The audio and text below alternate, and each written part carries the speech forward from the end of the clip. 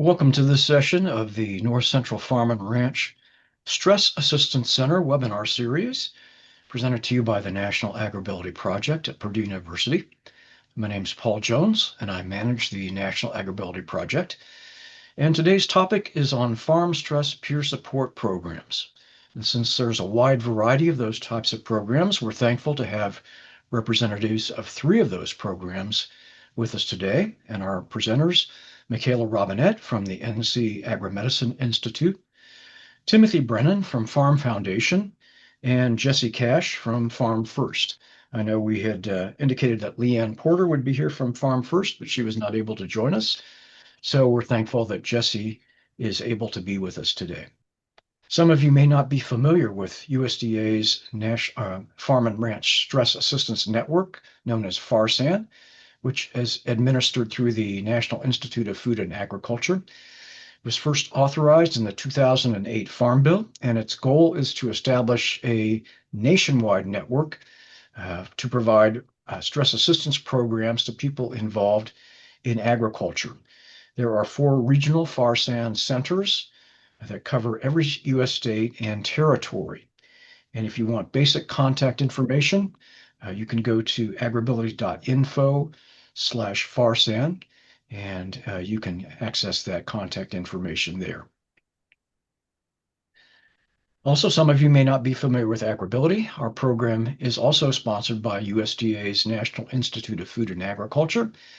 We focus on helping people in agriculture that have some kind of disability or functional limitation, and there are currently 21 state AgrAbility projects, in addition to the 1 national AgrAbility project, again here at Purdue University, through the Breaking New Ground Resource Center. And our partner on that national AgrAbility grant include Goodwill of the Finger Lakes and Washington State University. You can find out more about AgrAbility at agrability.org, along with approximately 170 archived webinars on a wide variety of topics that you can view at your convenience. Again, we do appreciate the support of USDA's National Institute of Food and Agriculture, and this slide simply acknowledges the support we are using for our efforts today. Again, 3 presenters today. I'll go ahead and introduce all 3 of them now. Michaela Robinette grew up on a century farm in eastern North Carolina, where she raises beef cattle along with her family. And she holds a bachelor's degree in environmental studies with a focus on sustainable agriculture and an MS in rural sociology. She's currently pursuing a PhD in public policy and administration. As coordinator for the Farm and Ranch Stress Assistance Network of North Carolina at the NC Agromedicine Institute, Michaela leverages her background in production agriculture to help farming families navigate challenges and succeed. Timothy Brennan is Vice President for Programs and Strategic Impact at Farm Foundation, a 92-year-old nonprofit organization with a mission to build trust and understanding at the intersection of agriculture and society. Before joining Farm Foundation in 2013, Tim held several different roles at the University of Chicago and Northwestern University. Tim grew up on a small farm in northeastern Ohio and currently manages his own hobby farm just outside of Chicago. Jesse Cash is currently the Farm Peer Support Coordinator for Farm First. She has over 15 years of farming experience, both working for others and co-owning her own farm business. She has worked with livestock, veggies, and cut flowers. Jessie is also the mother of an amazing 15-year-old daughter. At this point, I'm going to stop sharing my screen. We'll turn things over to Michaela first, and then we will go through the rest of our presentations. Well, good morning, everyone. I am just going to pull up my screen. Oh.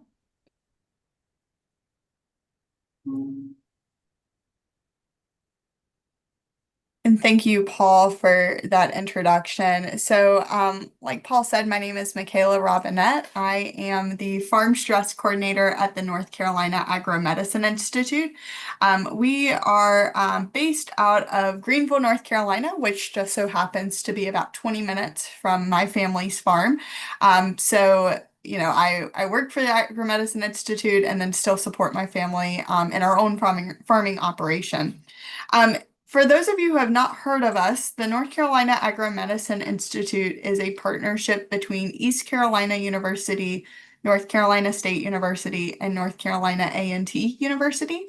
And our mission is to promote the health and safety of farmers, fishermen, foresters, their workers, and their families through research, prevention and intervention, and education and outreach. So we are a non-advocacy group, non-regulatory group, and instead just truly here to be whatever that community needs in order to find success.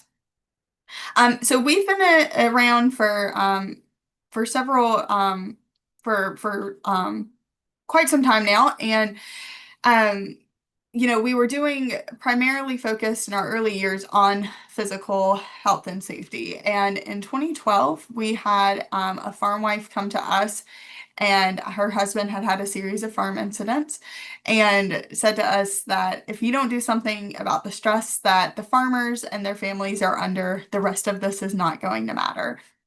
So that was in 2012, and with that, we established our first iteration of the Farm and Ranch Stress Assistance Network.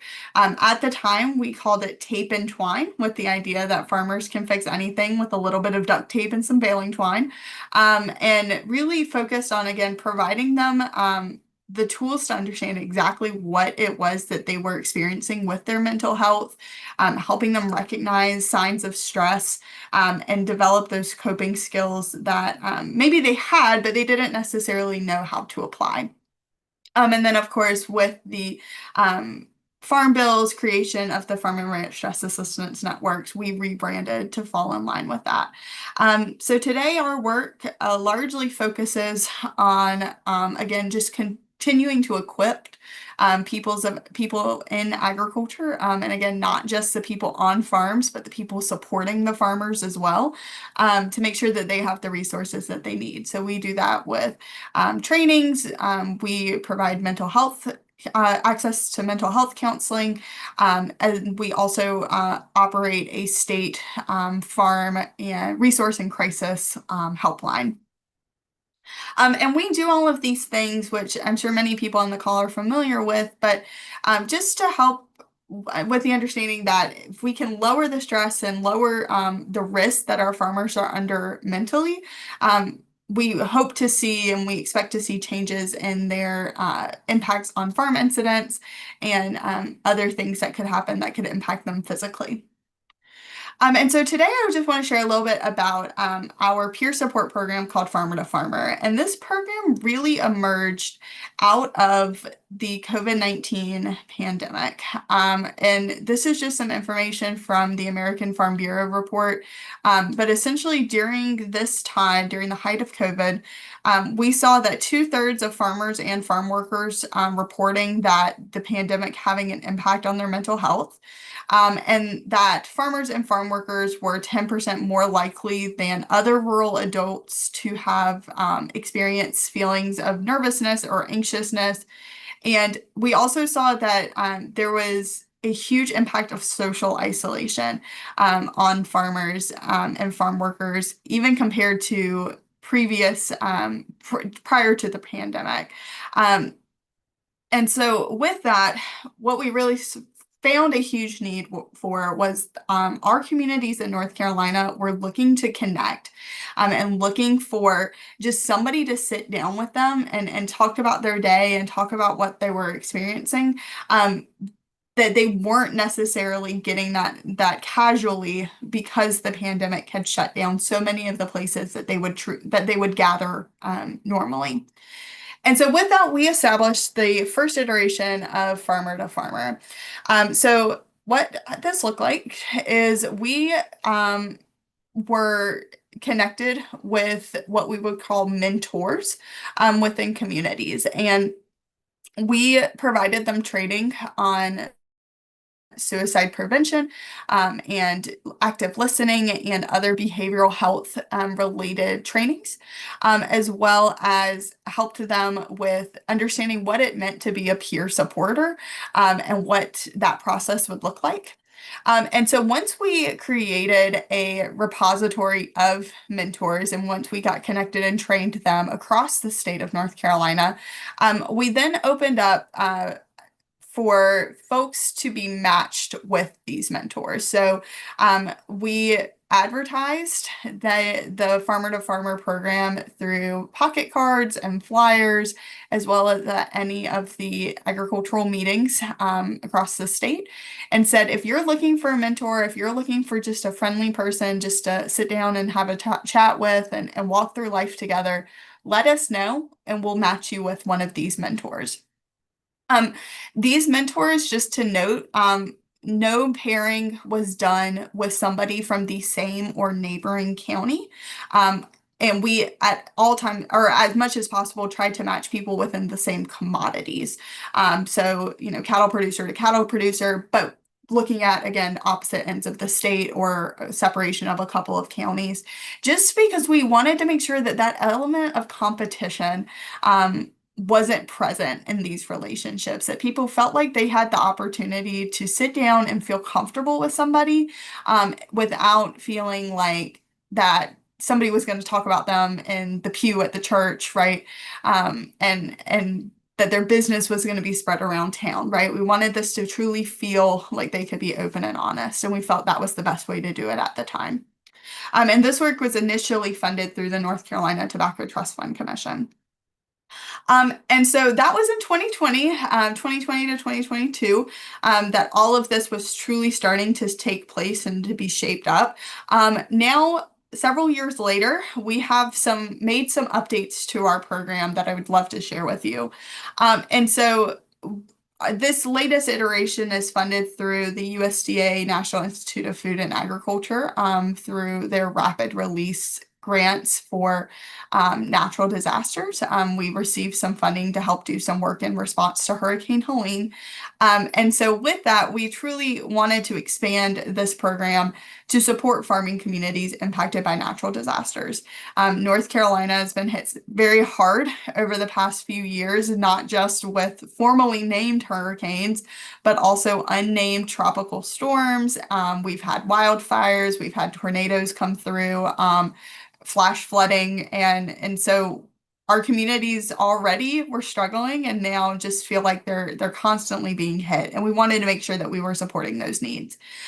So with that, our training for the farmer mentors has now expanded to include not just mental health training, but also crisis response training. So this is psychological first aid, the listen, protect, and connect model. Still sharing very similar frameworks to like trainings like mental health first aid and question, persuade, refer, but focused mostly on like the physical needs of an individual. Um, and while we are still offering these formal matching services, if somebody called us on the farm helpline or reached out to us at a meeting, we can still formally match people. But we started noticing as we came out of the pandemic that folks were returning to normal, and the local diners were opening back up, and the opportunities to sit and talk at the auctions were starting to take place again. And so we started seeing less of a need for these formal matches to connect people, and wanted to start equipping folks again to recognize needs within their communities and respond to them without somebody else having to provide that permission of sorts. And so instead, we've expanded this to allow for folks to support each other in whatever ways is natural to them. So we have mentors that are supporting people in their community that aren't necessarily coming to us at the Institute and saying, I'm talking to John Doe, and this is what we're working with. We've also expanded this program to include other agricultural populations. So again, this program initially started with farmers working with other farmers, but we're starting to see more and more that these stressors and these concerns are not just isolated within that population. We're seeing them in the farm families, we're seeing them in the farm workers, and in North Carolina, we're also seeing them in our fishermen and our foresters, as well as the people that support them. So our crop consultants, our extension agents, our North Carolina Department of Agriculture employees.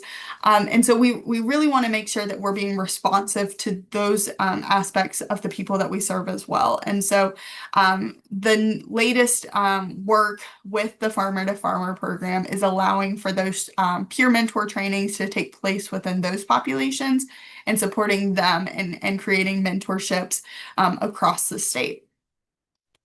And so I won't play this video, but if anybody is interested after this webinar today, the NC Impact series on North Carolina PBS did a series of videos on the Farmer to Farmer program in North Carolina, where we interviewed some of those farmers and some of those mentors. And so highly recommend that if you get a few minutes. I think this specific clip is only about 3 minutes long. Highly recommend that you take a look at that. So just in conclusion, one of the things that I just want to share that we have found to be the most important when building this program is that it's important to adapt the programs to fit the changes in population needs. In 2020 and 2021, when folks were truly like in their own spaces and couldn't leave that, making sure that we were that connector was really important. But now that's not necessarily the same situation for a lot of folks, and we want to be supportive of that. We've also seen that community members who are confident in their abilities are best positioned to support others. And so really a huge goal and action item for our Farmer to Farmer program is making sure that these individuals are bolstered and feel confident that they can go up to somebody who might be struggling and have that conversation with them, and also know the appropriate resources to refer them to. And again, that desire for connection is not just seen within our farmer populations. And it's important that we start looking at ways that we're not just working in a silo, but looking across the whole farm and the whole and holistically at how we can support folks with those needs for connection. And so I will end with just sharing my contact information. I would love to share more about the programs that are happening with North Carolina Agromedicine Institute, and as well as things that are happening within our farm stress programs. So feel free to reach out to me at any point. And with that, Paul, I will turn it back over to you.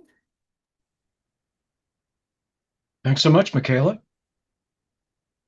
I'm going to put a link in chat, I think goes to the video you were talking about, but if it's... I can put it in right now. Yes, okay, sir. great, great. And with that, we will go ahead and turn things over to Timothy and allow him to share his presentation now. Great. Thank you, Paul. Thanks, everybody, for joining today. I'm Tim Brennan. I'm with Farm Foundation. If you've never heard of us, don't feel bad. Even though we've been around for 92 years now, not everybody knows us. We're not a public-facing organization. We're an organization that works with the federal government, with private industry, with higher education. We were established back during the Depression and the Dust Bowl and similar economically stressful times for farmers and rural communities.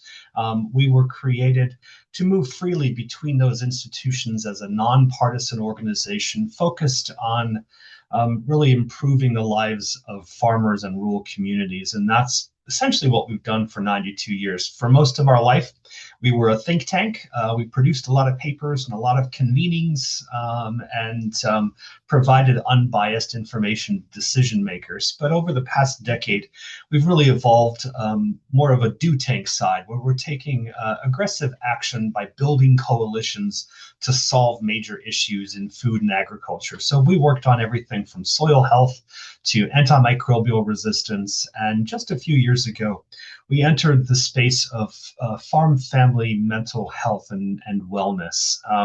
We created this program really as a reaction to what was happening 5 years ago. Our previous speaker, Michaela, mentioned COVID, and it was during COVID, if you recall, in Iowa, there were some very severe storms that happened in August around this time, some derecho storms that did really devastating damage to 8 counties in Iowa. And we were working with 4-H and some other partners at that time, and we were all sort of lamenting, boy, I wish there was something we can do. And one of the things that 4-H identified for us was that mental health, especially among the youth, was a big concern. And in rural Iowa, they had few resources. So we very quickly stood up what we call the Farm Family Wellness Alliance. And I'm going to tell you a little bit about that and how it's evolved over the last 5 years. In case you're curious about Farm Foundation, we do other work in other spaces. We do work in technology, so everything from data interoperability to precision ag and AI. Market development and access is a big part of our project work. So it's really focusing on new markets, new opportunities. In these days, helping farmers around diversification and value add, and then conservation and sustainability, particularly soil health, has been at our core for a very long time.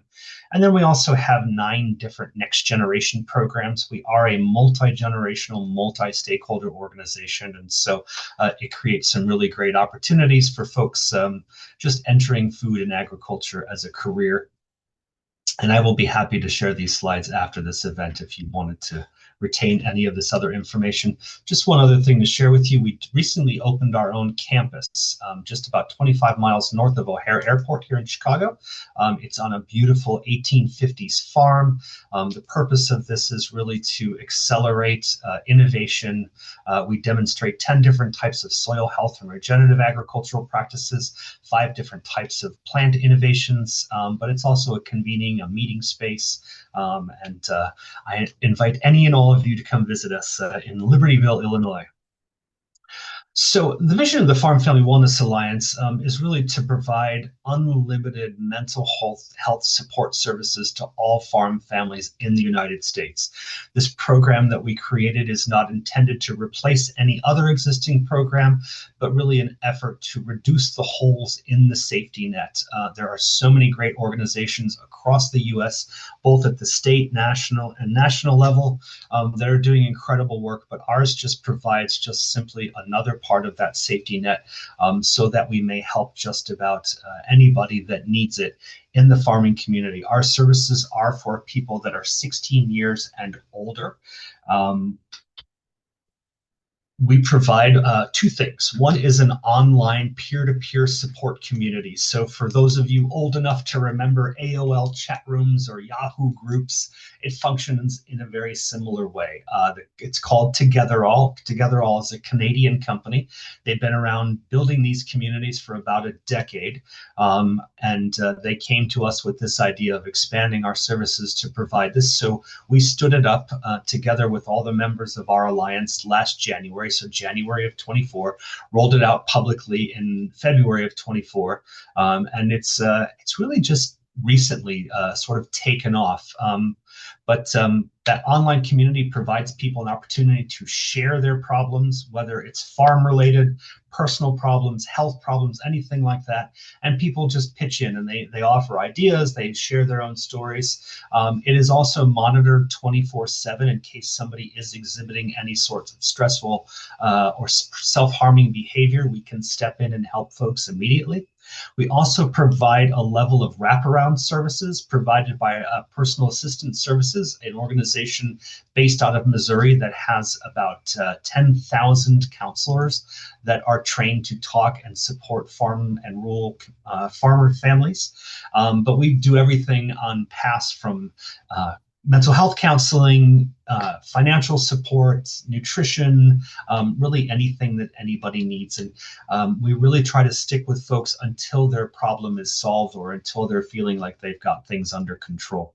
At Farm Foundation, we manage the marketing and the network engagement for it. So just some really quick data from Togetherall. It's to me, it's pretty interesting. We are reaching folks, particularly with Togetherall, that we haven't seen as successful in other mental health programs in agriculture. And so about 32% of our users are male. And a significant portion of them, I believe it's over 25 or 30%, are between the ages of 45 and 65. Again, a crowd that's particularly difficult to reach in traditional means, but they are comfortable with Togetherall because it is 100% anonymous. It takes just a minute to register, and people can just simply lurk on the site, or they can actively participate. And I will tell you, they are actively participating. I believe we've had over 65,000 interactions on Togetherall since we launched that site last February. The most common themes that we're seeing, which will come as no surprise to anyone: anxiety, stress, depression, relationship issues, sleep, loneliness, PTSD, which I thought was an interesting one. I hadn't expected that one. Kind of what you would expect to see. And some of these things have spiked more recently. These are the members of the Alliance, and so we've tried to put together kind of the largest group of national organizations working across the food and agriculture value chain. To the left, you'll see this work is primarily funded by farmer cooperatives. So Cobank, Farm Credit, CHS, Land O'Lakes are just fantastic and generous in supporting this financially. And then the people there on the right are those that are members of the Alliance, and they guide the program, they market it, they share it with their members. Our primary partner being the American Farm Bureau Federation. Their Farm State of Mind program is just absolutely fantastic. And what we do here is part of Farm State of Mind as well. I did want to share with you what's happened this year. Sorry about that. It seems my rural internet died at just the wrong minute. So what I was sharing is we've had a huge surge in registrations over the past 3 months, which really is not a surprise to anyone. But we've gone from about 25 to 30 signs up a month to about 150 per month. So we're approaching about 900 users on there right now. Our goal was to reach 1,000 by the end of this year, but I think we will exceed that, particularly come September, October, November. We really expect to see those numbers spiking. We will continue both Togetherall and Pass as services, and we're looking at ways to really try to integrate with more organizations, bring more organizations into the Wellness Alliance, but also get word out for Togetherall. And so if you have any questions, I will be around later on. Thanks, Paul. Thank you, Tim. And we're going to move on to Jessie now, and I'm going to be sharing her slides, and she's going to let me know when to advance those. I'll get those up here. Okay, are we ready? I think we're ready to go. Okay. Hi, I'm Jessie Cash, and Leanne asked me to do this yesterday, so I have a short slideshow prepared. But I did actually do the peer training, and then that's what led me to be the coordinator of the program. And then I'm also the resource coordinator. So I've been there through the whole process of starting the program. So I'll keep the presentation short, but I'm happy to answer any questions as we go along. And I'm so grateful for Paul to help me with this. When we did the tech check, my computer, I did move to a new place, so maybe that's part of it, but my computer decided not to work, so I'm on an iPad. So thank you, Paul. All right, so the peer support network is through Farm First, which is through Farsan in the Northeast. So you can go to the next slide. Oops. Let's see. Farm First is a Vermont-based program that provides farmers and their families counseling and access to resources and information to reduce stress. We are also temporarily serving farm workers with a new grant that we got. So just to add that in there. We are a public, not-for-profit program jointly sponsored by the Vermont Agency of Agriculture and the Vermont Agency of Human Services Invest EAP Centers for Wellbeing. Our staff includes licensed counselors and agricultural resource coordinator, which I have been working as for about 1.5 years, and with interest and experience in agriculture. So the counselors that we have on staff have worked with farmers before, which is pretty helpful. Okay, next slide. The most common, oh, let's see, I added some more, but they didn't. So all research. So when we started the Farmer Peer program, it was started because there was a recognition that farmers needed to be able to connect with each other more. And like there was a recognition that like support groups were not working. So the idea was to train farmers in being able to support one another, and then have a database, which I'm going to show you later on our website, how they could access them. And I thought I was interested that there were a lot of parallels between what Michaela was sharing, in that we set off with the idea, we didn't pair farmers with the mentors right off the bat, but we did trainings with the groups of farmers. And so those peers ended up building a connection with each other. And though we haven't gotten a lot of farmers calling in or interacting directly with the website, we have found that those farmers trained are making a big difference just in their communities, having organic conversations at farmers markets, or you know, in their own farm businesses with their families and with farm workers. And so it's been an interesting surprise that the way that the program's working is different than we expected, but also really amazing. And another way that it's being successful is that now that the farmer peers are more aware of how to have conversations around mental health, and they're having those in their communities, they're also more aware of the resources we have available in Vermont. And so not only are they utilizing those resources more themselves, but they're also talking to other people, other farmers in the community, about the resources that are available, which is really helpful for farmers to hear about those experiences from other farmers. So I thought I could just go through the list of resources that we tend to use the most with farmers that call in. One of them being farm viability, which is actually through the Vermont Housing and Conservation Board. So they do like succession planning, business planning, and business advising. What's interesting with some of these resources is part of the reason it's helpful to have farmers telling other farmers is because the names, I guess I'll just speak for myself, the names are confusing sometimes for what the organization's actually doing. So it's helpful to have there be just more awareness and knowledge around it. Another one's ag mediation, which is actually under, if you were to like try to find it, you'd have to look under Environmental Mediation Center. And that helps a lot with farmers who are transitioning out of farming, who are transitioning their farm to family members, who are having disputes around anything, whether it's with a creditor, somebody in the town. So it's a way of dealing. It's a free service that helps farmers deal with conflict without getting a lawyer involved right away, and that one's used a lot. We've also had a lot of disasters. So there was we were helping farmers, they would call in, and we were helping them find the resources that were available, and this was one of them. NOFA Vermont, which is New England Organic Farmers Association, has a ton of resources for beginning farmers. They also were the most effective and powerful emergency fund source when we were struck. We had flooding 3 years in a row all around mid-July.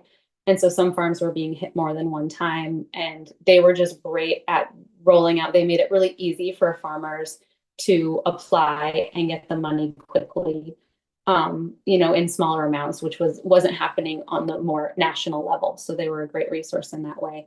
They also do business support for like beginning farmers in business planning, that like for farmers that maybe don't reach the income level that you have to qualify for some of the bigger programs. Okay, so if you can go to the next slide.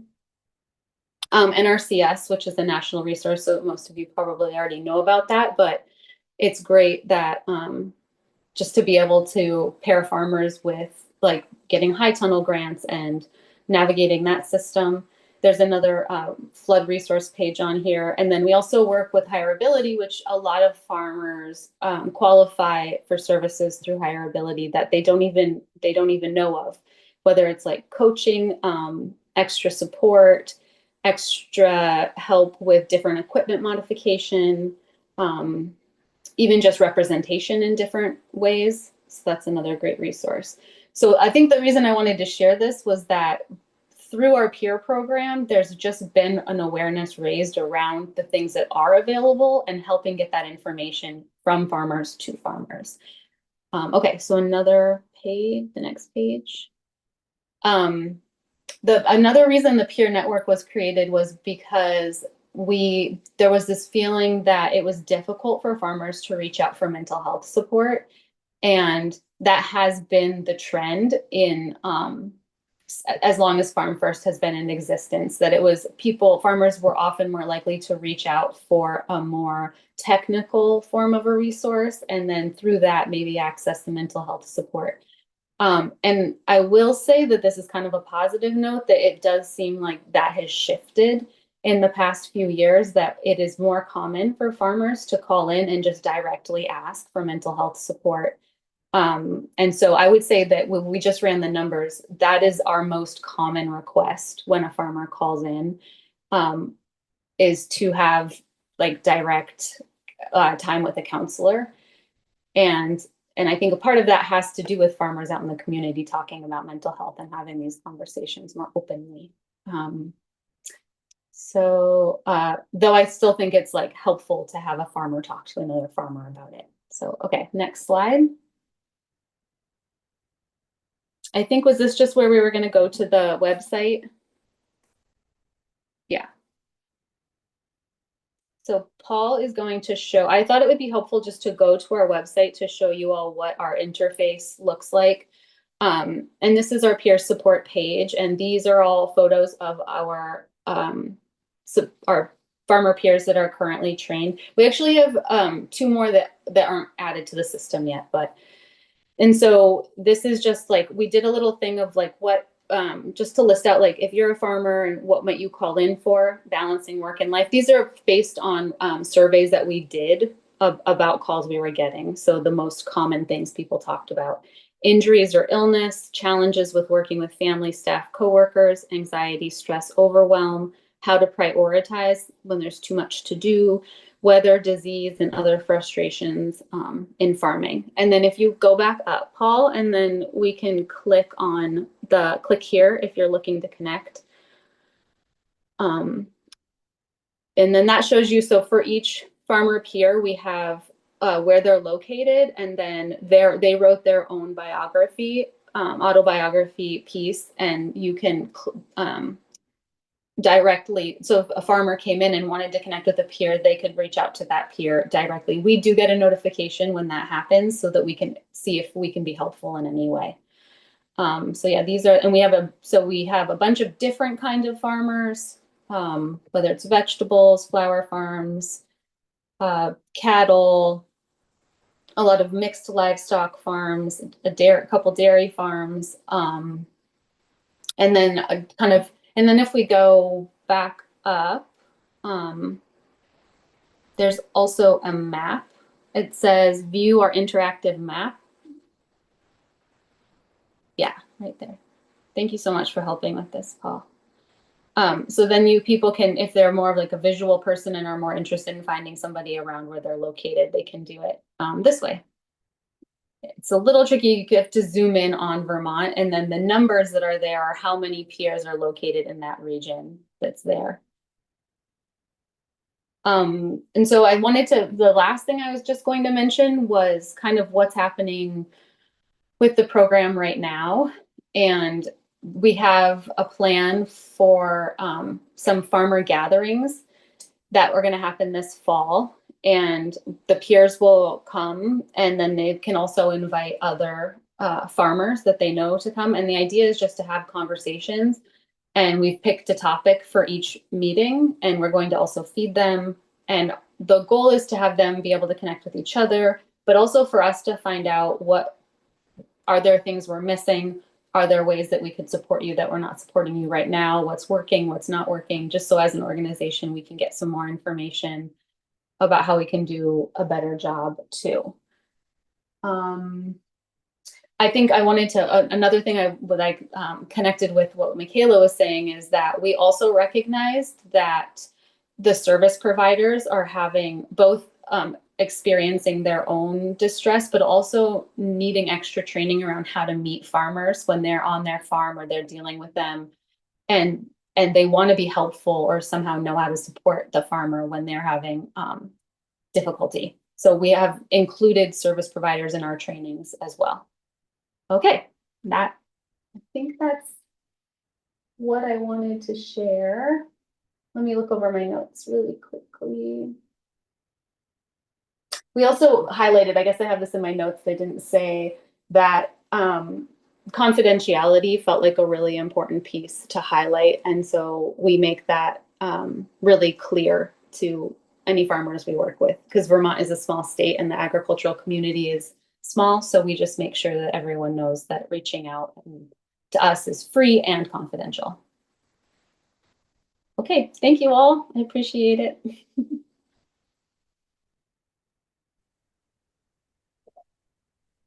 Thank you, Jesse, and also Michaela and Tim.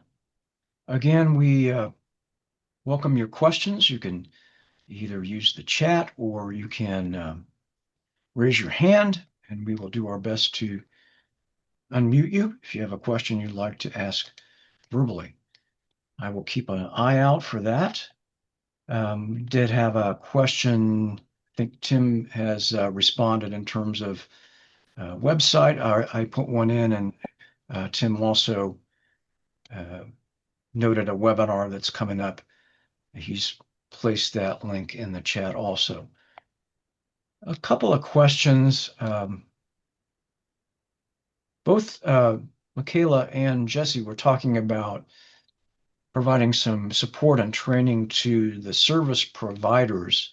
I was wondering if you might elaborate a little bit more on what kind of training you guys are providing and who primarily is getting that training. I think Extension was mentioned, but I wondered if there were other groups that you were focusing on there.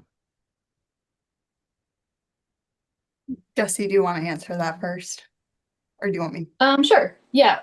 We've done a couple of different things. So we've worked with the FSA in doing a training with the Vermont FSA. So it was in person, and that was like more around what is stress, what is mental health, and how to be aware when we are getting off center, and then techniques for how to, we taught it as if we were helping them recognize it in themselves, and then how to get back to center. And then in the hopes that then those skills could be used working with other people. I did a training with the NRCS group on just communication and how to have difficult conversations and how to be able to listen to something and know that you can listen, but maybe not have to agree. You don't have to agree with somebody to make them feel heard. So that was specifically around that. We're also inviting service providers to one of the meetings we're having to kind of find out more information about what they need and to include them in the conversation with the farmers. So that's a few things. But go ahead, Michaela.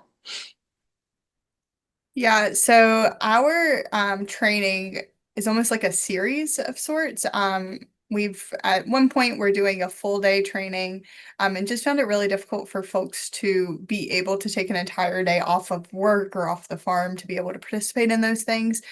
So it's a combination of them receiving question, persuade, refer training, mental health first aid, psychological first aid, and then I can come in and do a presentation on common stressors in agriculture, as well as some active listening pieces to all of that. We, of course, have other mental health trainings that we offer if they want to expand their knowledge. So we also offer counseling access for lethal means, applied suicide intervention skills training, so ASSIST training, as well as Safe Talk. And we're also happy to help them find other trainings there. But it's essentially and I think Jesse kind of said the same thing. Like it's finding out what the individual need is for that person, and for that group, and making sure that we're filling that need. And that everybody feels like they have the tools that they are most desperate for, or most wanting for, rather than what we think that they should have. Great. Thank you very much. Question in the chat. Says this could go for any of the speakers as they spoke to it, but how can we begin those steps of getting farmers trained to then help other farmers? Are there programs out there that you recommend or grants to help us establish that?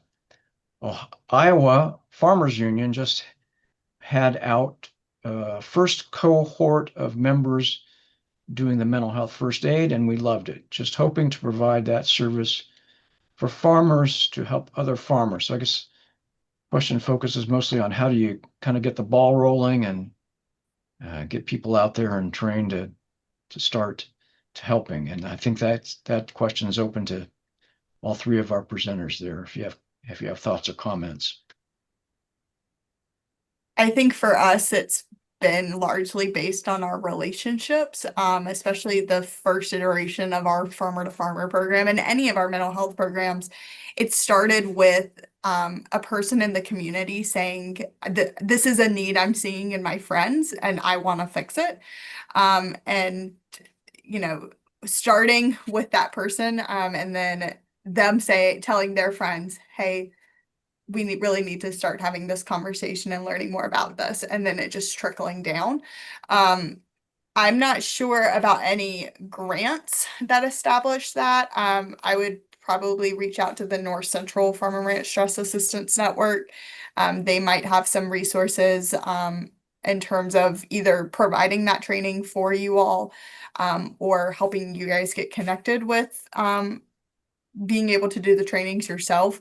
But yeah, it's truly, and I think Tim and Jesse can agree, like it's not a one size fits all approach. Like you're more than welcome to use some of the resources that we have at North Carolina, but the needs for farmers in Iowa might be different, and taking the time to really get to know what those needs are, and playing around and trying one thing and maybe trying something else to figure out how to best fill those needs is going to really be it takes the most time, but it's probably worth the most. I will jump in and just say that I know that some of the FARSAN regional centers do have some mini grants that they have available, so that might be an opportunity to look at funding opportunities. Other comments from our other presenters on that question? I would jump in and just say that I agree with everything Michaela said, and in addition, a difficult thing with the way that we've seen the way that this information is really effective with farmers is really hard to track. And so in terms of doing the reporting for the grants, it's really tricky to show all of the amazing work that's being done with like conversations that farmers are having in their communities at farmers markets. And so yeah, I think we're starting to ask the questions around like, well, if we're just tracking how many farmers call in asking for a farmer peer, our program doesn't look as successful as it does if we're really taking into account all of the contacts and all of the connections that are being made and people who are conversations that are being had and helpful things. So it's just tricky. We just run into like, how do we report and really track all the great things that are happening? I don't have an answer for it, but it's just something we're thinking about. Okay. Tim, did you have any comments or thoughts on that? Well, I think one of the things that we've found most challenging is that farmers want to help each other, but they really struggle with knowing when to step in. You know, when do you help? When do you say something? We've had several gifts given to us from families that have lost a family member, and the refrain I hear all the time is we thought he was fine. He went through this really hard time and we got him through it and we thought everything was okay. And at the point where he appeared okay is when he took his life.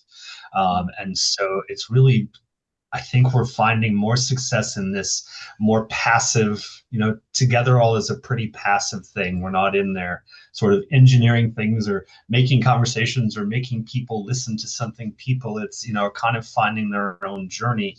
And we've had more success that way, but we have rescued 4 people that were on the verge of taking their lives, even, just sharing with strangers in Togetherall. And, I suspect that people in their lives didn't know that something was wrong. And so I would say that's probably the most important thing we can be teaching folks is how to identify the right time to step in and say something that's not going to drive someone's stress further up, right? How do you not escalate a situation? Because it's very easy, even if it's coming from a loving place, to escalate someone at that point that they're thinking of harming themselves. So, yeah. Great. Okay.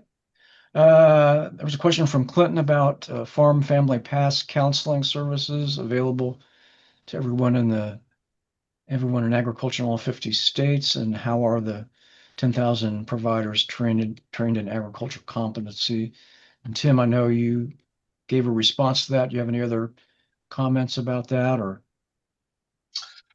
Just that it's really important that the counselors talking to farmers understand some of the basic language that they're using, and when they're talking about farm spreadsheets or they're talking about specific times of the year, what's happening on the farm, they will take the counselor more seriously and feel that they understand them better if they can understand some of that. So PASS, who provides our direct counseling, they go through extensive training and certification, and we kind of just casually calls it talking farmer. They make sure that they can talk farmer and understand those situations. But I don't remember exactly what certification service they use. It's not their own, it's an outside organization that provides that training. Okay. A comment from Sherry Nelson, I think in regard to getting things started. She says it might be worth contacting your Department of Mental Health in your state regarding things like mental health first aid, or starting a program, as well as your extension service. So that's a good point. Let's see, this for Jesse. Have any of the peer mentor farmers reported that they do not have the time to support the farmers that are struggling? Have any asked for some type of compensation for their time? What resources do you have available when mentors run into an issue and a farmer needs more support and they know how to support? Essentially a mentor for the mentors. Okay, yeah, that was a lot of questions, so I'll do my best to. I will say that we are not having the problem of farmers saying they don't have time to talk with other farmers. We are not getting as many calls as they would really like to be getting. They wish they had more farmers reaching out. And this does actually speak to a point too that I wanted to mention, that we're seeing a trend that farmers are really wanting to step up to be helpful to other farmers. And it's more difficult actually for a farmer to say, I need help right now. But in terms of compensation, I think that's something I've advocated for, actually, being a farmer myself, because I think it would make the situation more comfortable for farmers that are needing help to know that the farmers they're reaching out to are being compensated in some way. But it's not that the farmer peers are asking for that. So hopefully that's clear. And also any farmer peer has access to all of the same resources any farmer does in the state, which is free counseling. And then, our counselors are always available to them if something were to come up that they're not sure how to handle. So I hope I got all the pieces there. Did I miss any? I think that was most of them. And Michaela did note that they do provide some compensation in North Carolina there too. Yep. Oh, I just wanted to expand on that. So our farmer mentors are provided compensation per reported encounter. However, they do have a history of not reporting encounters because they don't want to be paid for them, because they view it as a ministry or like part of their service to their community.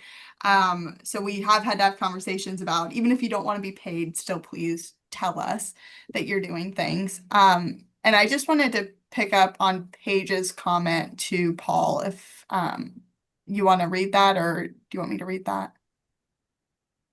Okay, Paige. Thinking about crisis situations, what does the supervision / debrief support look like for these peers / mentors? Do they receive supervision from a mental health professional or a certified mental health peer? Apologies if I missed this in the presentation. So I just wanted to answer that really quickly. So we have a licensed medical family therapist that we have on contract with us at the Agromedicine Institute. And she helps provide that immediate crisis support. If somebody is working with a peer that they're in over their head and they need to call in somebody, that is our LMFT will step into that space. We also don't exclude any of our mentors from being able to also participate in the program as mentees.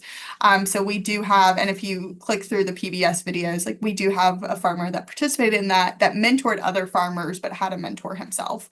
And so, that support is there. They also have full access to any staff member at the Agromedicine Institute if they want to talk through an encounter. We don't require it necessarily, but because we want to make sure that those things remain confidential as much as that person wants it to be. But we do not let them go out into the field without understanding all of the resources that they have in their tool belt to support themselves, not just other people. Okay. Thank you. Any other comments to Paige's question there? At the top of our hour, we do have a question from Clint. I'll ask him to go ahead and unmute if he has like to ask his question verbally. I think I got him. Hopefully,